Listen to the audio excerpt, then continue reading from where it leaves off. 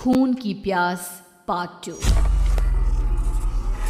और उसके बाद वो जंगल एक बार फिर से सुमन की चीखों से गूंज उठा। लेकिन आज की रात सुमन की चीखों को सुनने वाला वहां पर कोई भी नहीं था। अगर वहां पर कोई मौजूद था तो बस हरिया, जो कि अब एक भेड़िए में बदल चुका था। सुमन के बालों को पकड़कर घसीटते हुए वो जंगल के बीचों बीच एक जगह पर ले जा रहा था। अगली सुबह गांव में। अरे भाई, पता नहीं क्या बात है, अपने गांव का हरिया किसान और उसकी पत्नी सुमन दोनों गायब हैं। दोनों का कोई अता पता नहीं। अरे कैसी बातें कर रहे हो भाई, ये कब हुआ है? अरे पूरे गांव में खबर फैली पड़ी है। कल रात को दोनों खेत की तरफ जा रहे थे, लेकिन लौटकर आए ही नहीं। तो हो सकता है अपने खेत पर होंगे।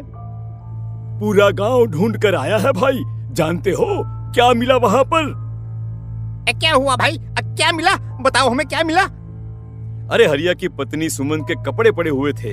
शरीर का एक एक कपड़ा फटा हुआ झोपड़ी के बाहर पड़ा था, लेकिन दोनों पति पत्नी का कोई पता ठिकाना नहीं था। अरे भाई, लेकिन उसका जो दोस्त है ना रामू किसान, उससे पता करके आते हैं ना। अब तक तो दोनों साथ ही खेत पर जाया करते थे। हाँ, हमें उसके घर जाना चाहिए भाई। चलो वहाँ चलते हैं, चलो।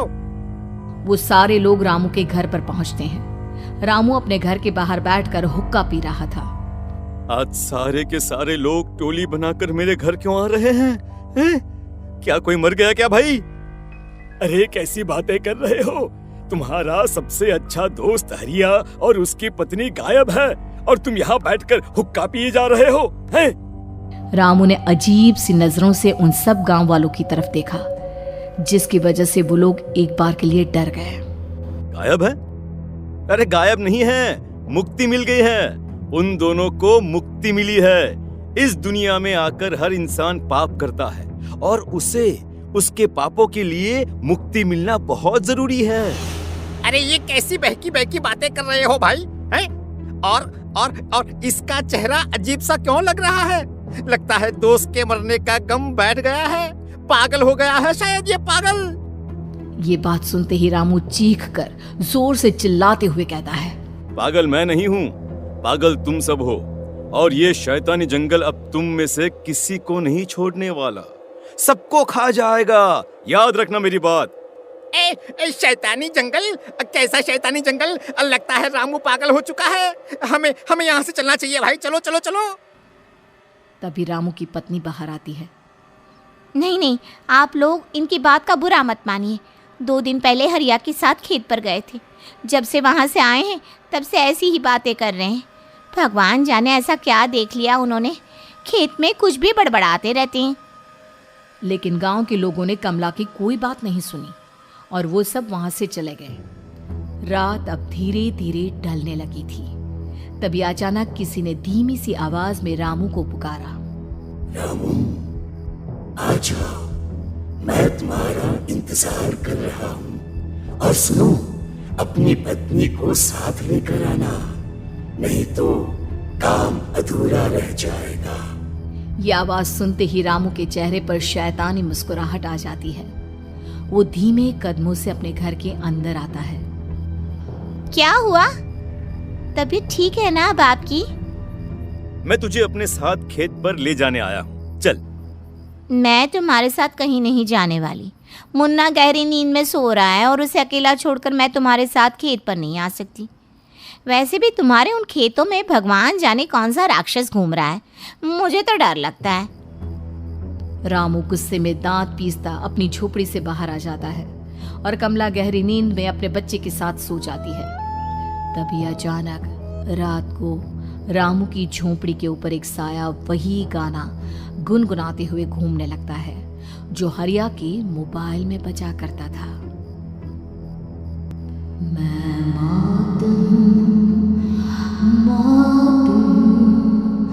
मौत जो पसरी है चारों ओर, जो आएगी कहीं से भी निगल जाएगी सबको।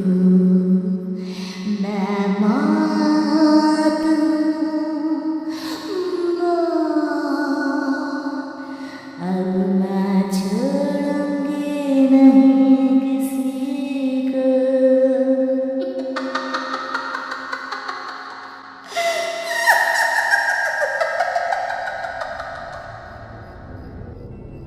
ये आवाज सुनकर रामू की पत्नी कमला की आंख खुलती है और वो देखती है कि उसका मुन्ना अपनी जगह से गायब था।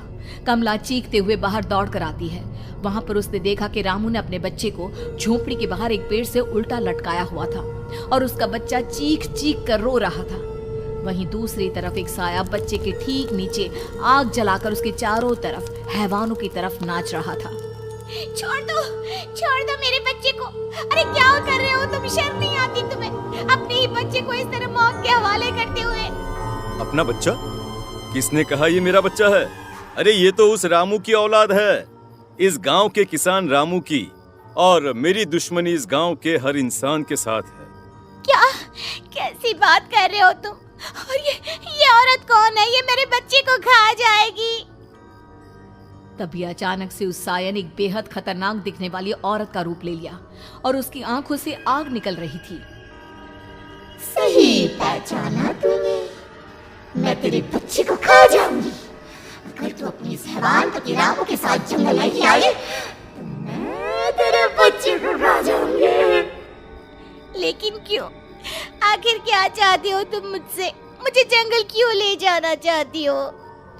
औरत बुरी तरह से ठहाके मार मार कर जोर जोर से हंसने लगी और साथ में रामू भी। ये तो तुझे वहाँ चलने के बाद ही पता चलेगा ना।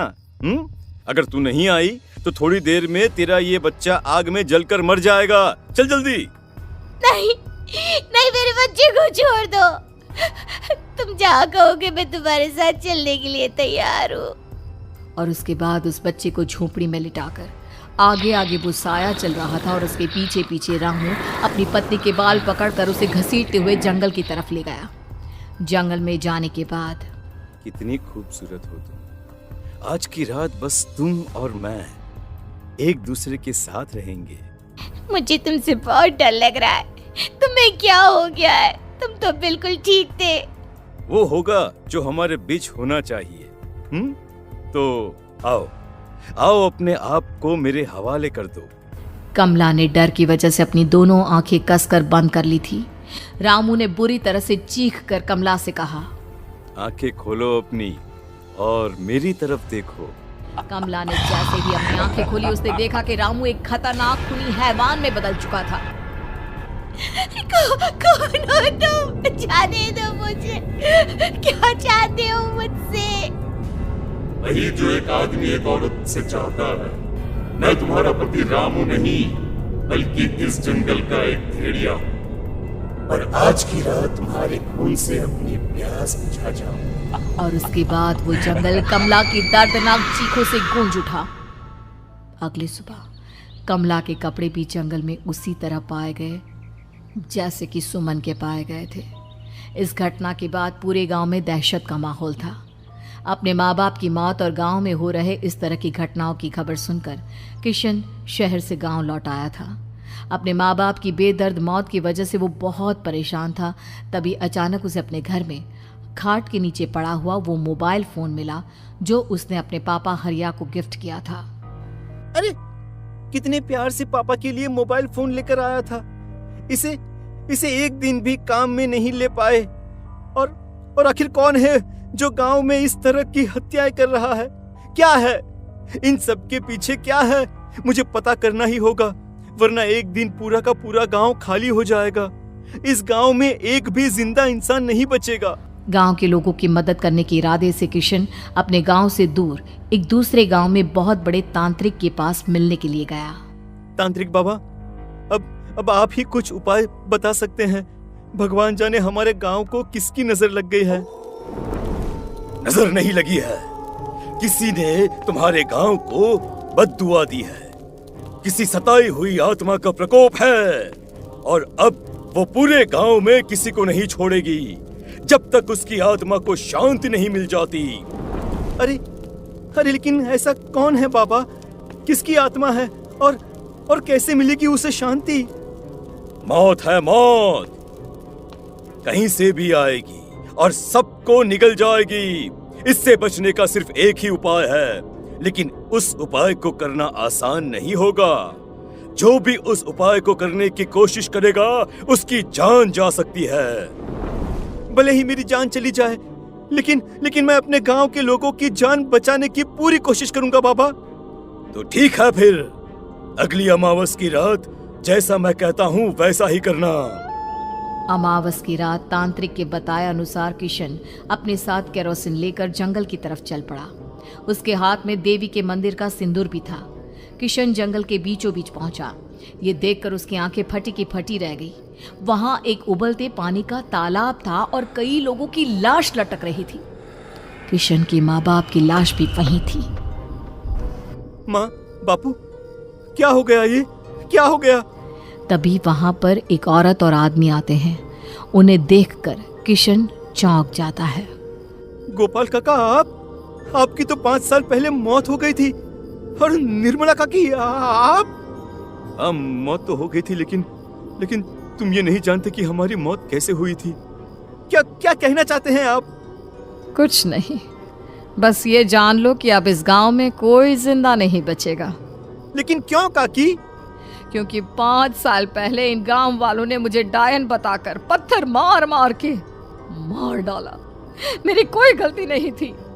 गांव का एक बच्चा क्या लापता हुआ, सारा इल्जाम मेरी पत्नी पे डाल दिया। और जब मैंने निर्मला की जान बचाने की कोशिश की तो मुझे भी मार डाला। आपके साथ ये बहुत गलत हुआ काकी, लेकिन आप जो कर रहे हैं वो भी सही नहीं है ना? तुम यहाँ से चले जाओ वरना तुम भी नहीं बचोगे। हमारी आत्मा पिछले 5 साल से मुक्ति के लिए भटक रही है। चले जाओ यहाँ से।